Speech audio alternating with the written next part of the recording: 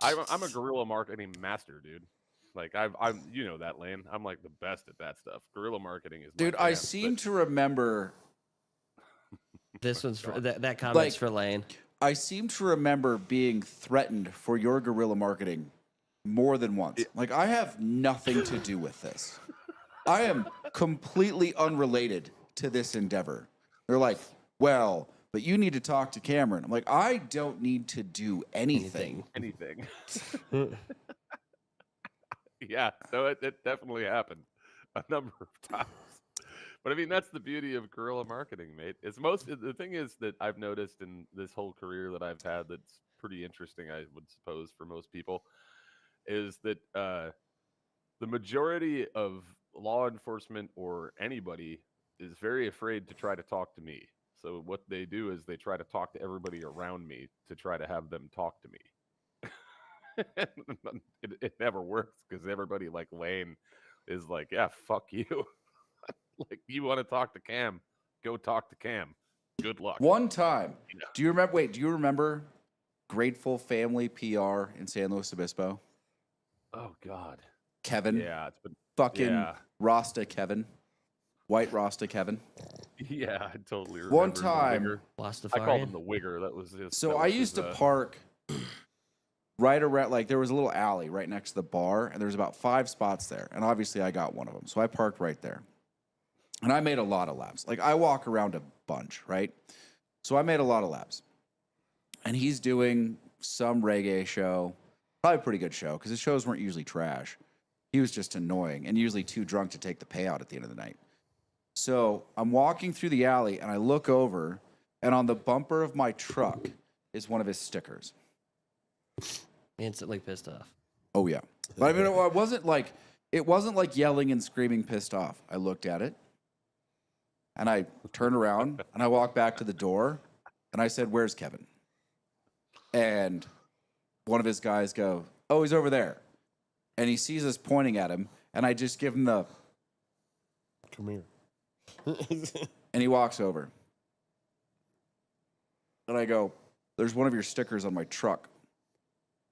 And he goes, "What?" I go, "One of your stickers found its way onto my truck, and I don't want it there." And he goes, "Well, go take it off." No, no.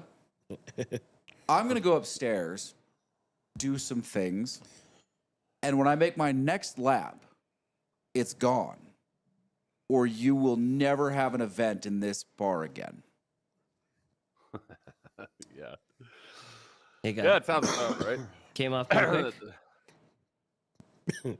He got it off. He annoyed the shit out of me. I can't tell you how many times I was like, he's in there. He can't even put together a sentence. Like, he's slurring his words. He's barely coherent. And he's just in the room. And the band's like, "Can you just pay us? Because I don't know what's happening here." I'm like, "No, it's fine." And I would just pay. And he'd be like, "What are you doing?" I'm like, "Your cut's in the safe. It'll be here when you sober up." Because I'm not going to have you not remembering that I paid you. How many times Yeah, did there that was happen a in the lot of past? that. There was a lot of that in slow, man. To be honest, like, Mm-hmm. and there was a lot of like when I was producing events in slow, there was a lot of fighting for the money as well. As far as the end of the end of the day, there was the one place that was really good though. They were Creekside Brewery. They're gone now, but they were always good. There were two professors from Cal Poly. It was a cool place, man. And I used to on every Palm Wednesday, which was when I'd do the throwback series, I'd do two different movies in the night, back to back, and then we would do the after party at Creekside. That was probably the only good pair that was out there. Oh, do you remember when I got fired from Marty's? By the way, Lane, and why?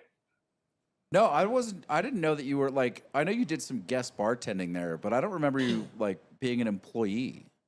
They hired me as a door guy. Did they? Mm-hmm. Did you dislocate your arm and say, we can't have that? No, I there was a cowboy that punched a hole in the wall, and I fucking took him aside in a very direct way, and I said, basically, Casey would be like this, Roadhouse. Yeah. I went, I went and I took him aside and I was like, you go and you tell every one of your fucking shitbag friends that we don't want you here anymore. And what did None of Chad you say to that? are welcome. What did Chad say? Chad is not You're trying to dangerous tell me enough. you found a cowboy somewhere else and it wasn't Chad? Don't fucking lie about this story. No, for real, dude. I wish that I could have brought Chad there because it was all the ag frat guys. So Lane would know more about that. Yeah, than yeah, me. they were trying to. It was fucking Courtney's boyfriend, right? That was ag frat. Yeah, and they rode a fucking horse into the bar at a point. Yeah. And went like straight up, dude. So I took this guy aside after he punched the hole in the wall, and unfortunately for him, the hole that he punched in the wall happened to be my face. You remember the Century Club, Yeah. Lane? You and I were on there, I think, 3 different times. So Three or four. yeah, he punched my face out of the wall, and so I was like, well. You take all your shitbag friends and you tell them they're not welcome here anymore. And then the next day I came back and it wasn't Cody. Cody was like, obviously Cody loved me. It was what was the douchebag that was part of that conglomerate? Do you remember, Lynn? The cowboy? No, the guy who owned one of the owners of whatever they're called. Oh, Ash. Yeah. It was shit. It was Eric and not Ron. What was the other dude's name? Anyway, It's the other dude. It's the other dude. and then there was the guy that owned most of it. The sort Yeah. of heavier set dude, like the one that didn't fit in. Yeah, and he had like a big jaw and shit. He looked like a hard guy to knock out. He was like 6'4". The Nice redhead? guy, actually. Fuck, I can't remember. No, what dude, the color hair. redhead was one of Chuck's sparring guys. Yeah, that guy I remember very well. That guy was cool Oh, as yeah. shit. Yeah, that guy was super cool. I remember when Gan was a door guy. That was funny. Like Gan McGee. Dude, when Gan fought- so Gan was the head of security for the whole company. Yeah. I mean, And rightly so. Gan was rad. But every once in a while he showed up as like a door guy, and you're like, can the rest of us just take the night off? Like, is that cool? Like, we're just gonna drink. And watch. Dude, he's like 6'8". 6'8". I think he's 6'8". Yeah, and That he big fought guy. Tim Sylvia for the title, the UFC heavyweight title, but he lost, but he didn't lose in bad fashion or anything. But No, yeah, that's also when Sylvia got popped for gear. Yep, that's also that exactly the same time as when he got popped for PEDs. Yeah. And yeah, Gan, I used to actually roll with him, and it was hilarious trying to roll with Gan. So just like, what are you gonna? I mean, his what are you gonna wingspan do? was like 7'6". Damn. Dude, I It mean, was always funny. He'd let me like try to get to a point where I could almost get him into a submission, and then he'd just fucking put me right on my back and laugh. in were my you face. there when we were walking down Bubblegum Alley with Dustin and Gan? Oh, You remember Dustin, short little biker Dustin yeah, who Dustin rolled was- jits? Like, Dustin was rad. Yeah, But Gan, like, if you were one of Gan's people, like, he didn't even have a mechanism for being mean to you. So, Gan nicest and guy on the planet. yeah. Gan and Dustin were walking ahead of us. And Dustin, I don't know what he did. Like, I don't know what went through his head, but he looks back and he cackles like a girl. And then takes Gan and throws him into Bubblegum Alley, which is disgusting because Bubblegum Alley at night gets peed in and puked on. It's gross.